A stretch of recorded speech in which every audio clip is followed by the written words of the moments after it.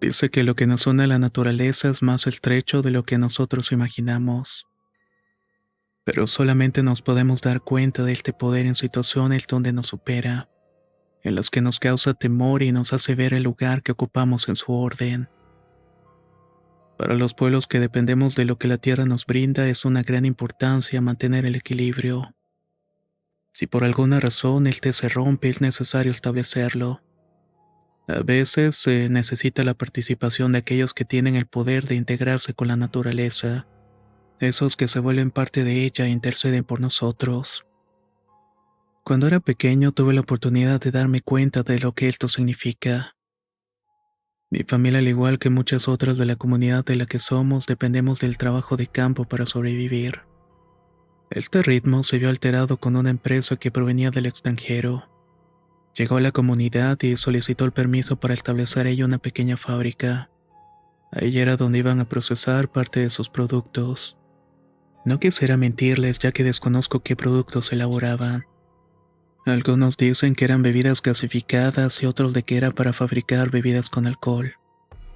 He querido averiguar lo que esa empresa hacía y cómo el pueblo los dejaron entrar. Pero hasta la actualidad es algo de lo que muchos, sobre todo las personas mayores que son las que recuerdan, se niegan a contar. Lo que esta empresa necesitaba era establecer una base donde pudiera obtener algunos recursos, sobre todo agua que necesitaban para fabricar lo que ellos comercializaban. El pueblo se negó en un primer momento, pero después de algunas reuniones se tomó la decisión de dejarlos entrar, ya que el dinero hacía falta para algunas cosas y obras importantes, tales como la construcción de la escuela y la remodelación de la iglesia. Los dueños de esta fábrica les propusieron darle cierta cantidad mientras estuvieran ahí. Creyendo que lo que había era suficiente para todos, se tomó esta decisión pensando en nosotros que éramos los dueños de todo.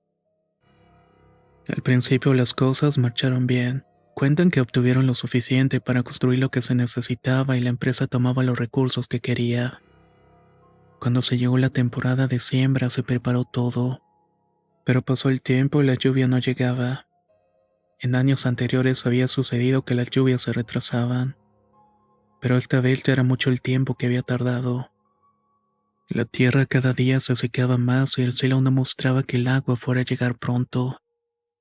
En las familias esta ausencia del agua comenzó a preocupar, porque ya no solamente escaseaba para las personas del campo, sino que los ríos y los manantiales se fueron secando. El agua que utilizábamos para nuestras actividades cotidianas también comenzó a ser insuficiente. Todo el pueblo se mostraba preocupado por la situación. En la plaza, en los mercados, no se hablaba de otra cosa. Incluso en las misas que se celebraban en la iglesia del pueblo se pedía que la lluvia cayera pronto. Pero los días pasaban y las cosas seguían igual.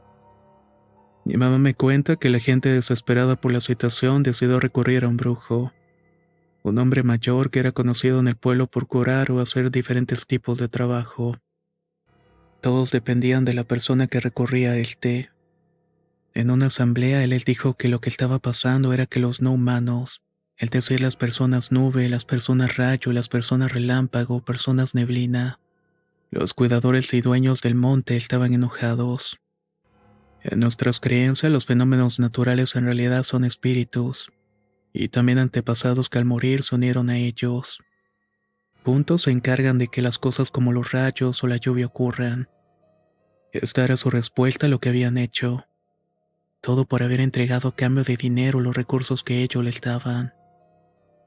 El hombre dijo que la única manera de hacer que las cosas cambiaran era que la empresa dejara de tener presencia en el territorio que les pertenecía. Una vez que esto pasara, alguien se tenía que unir a los no humanos. Debía ser parte de ellos e interceder por las necesidades que el pueblo tenía. Debía convertirse en una persona agua. Yo era muy pequeño para saber lo que aquello significaba, pero cuenta que solamente entregando la vida es como se podía conseguir. Toda la gente se preocupó y se escandalizó. Nadie se atrevía a sacrificar a uno de los suyos, pero tampoco se veía otra solución más que esperar a que las cosas mejoraran solas. Juntos, casi a la fuerza y faltando poco para llegar a la violencia, sacaron a la empresa de la comunidad. Se les regresó hasta el último pago que habían dado. Creyeron que con eso sería suficiente para que las cosas volvieran a la normalidad, pero no fue así. Incluso empeoraron y no llovió ese año. La situación se fue haciendo tan complicada que algunos hombres tuvieron que emigrar ya que no se cosechó casi nada. Se tendrían que buscar recursos y maíz en otras comunidades, pero para eso se necesitaba dinero que tampoco había. En las calles no se veía casi a nadie y la gente salía muy poco. Se sacó en procesión a un Cristo negro que estaba en la iglesia para ver si con eso las cosas podían mejorar, pero esto tampoco ayudó. Comenzó a correr el rumor de considerar lo que el brujo les había propuesto como solución. Pensar en entregar a alguien para el bien de la comunidad antes de que las cosas comenzaran a ponerse difíciles. Esto era como un secreto a voces, ya que nadie se atrevía a hablar sobre este tema de forma abierta, y ni siquiera a proponerlo aunque muchos estaban de acuerdo. Con la llegada del tiempo de secas, la situación se fue agravando. La tensión se sentía entre la gente del pueblo. Algunos dejaron de hablarse y otros parecían cómplices de una idea que no se atrevían a llevar a cabo. La situación se mantuvo así hasta que se reportó la pérdida de un pequeño. Días atrás, una mujer dio a luz en la pequeña clínica que había en el pueblo. Tuvo que quedarse un par de días internada ya que el niño había nacido antes de completar una semana de gestación, además de que el parto tuvo bastantes complicaciones. Al tercer día que había nacido, se dio el aviso de que el bebé se había perdido. Al principio se creyó que había sido el padre, ya que en el pueblo era conocido que entre la madre y él no había buena relación, y por un tipo de desquite el hombre se lo había llevado. Pero cuando fueron a buscarlo a su casa se dieron cuenta de que él no lo tenía, que no tuvo nada que ver con la desaparición. Nadie sabía lo que había pasado con la criatura, pero en el pueblo tampoco había mucho movimiento para intentar encontrarlo. En otras ocasiones en las que algo inusual ocurre, la mayoría de las personas se organizan para darle solución al problema. Pero en este caso nadie hacía mucho para dar con el paradero de ese pequeño. Uno que tenía pocos días de nacido y no podría sobrevivir por tanto tiempo. La madre desesperada pidió ayuda a la policía de la cabecera municipal. Incluso reportó la desaparición en la comisión de búsqueda de personas.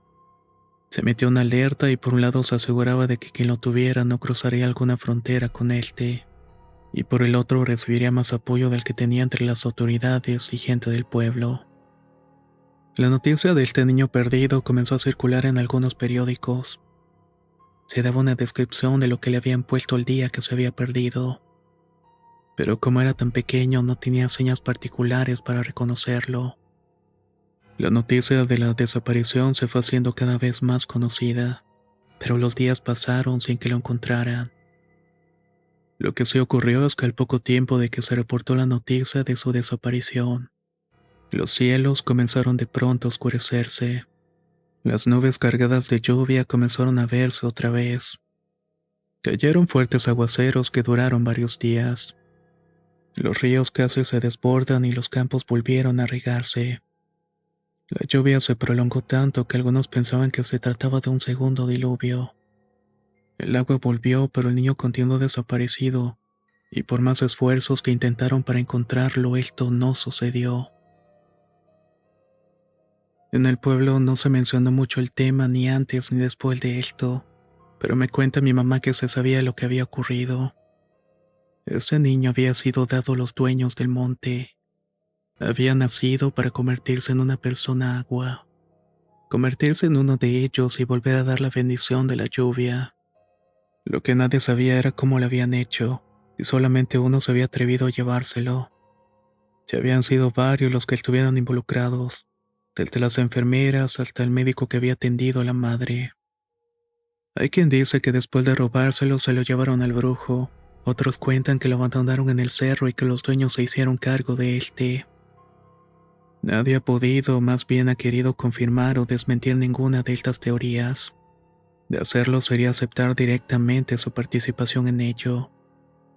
Aunque uno o varios lo hayan hecho, yo pienso que en esta desaparición, todo el pueblo tuvo que ver con algo. Creo que entre ellos también lo ven así, porque nunca se acusó a nadie. Todos de alguna manera se hicieron responsables. Muchas veces me he preguntado si el beneficio de muchos justifica el sacrificio de uno, o si algo deja de ser considerado malo cuando la mayoría está de acuerdo. Entonces, este acontecimiento fue tan mencionado que muchos nombran a nuestro pueblo como agua de niño. Quién sabe cómo sea una forma de aceptar lo que pasó, o como un agradecimiento a aquella criatura que nos regresó el agua. Al final, como dicen en la iglesia, de la tierra somos y a ella volvemos.